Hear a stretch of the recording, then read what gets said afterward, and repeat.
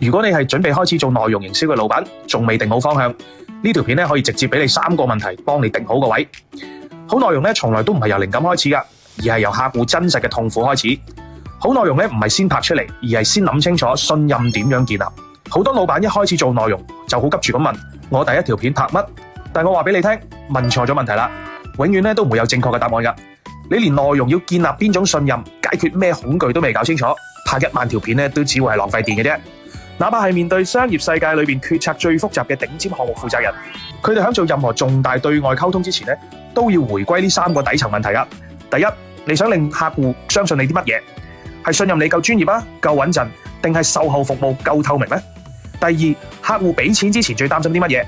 怕貴、怕有風險，定係怕貨不對版呢？你要用最直白嘅內容，一條一條咧去拆走佢哋呢啲心中嘅疑慮噶。第三，邊啲說話係你絕對唔可以講？合規防線喺邊度？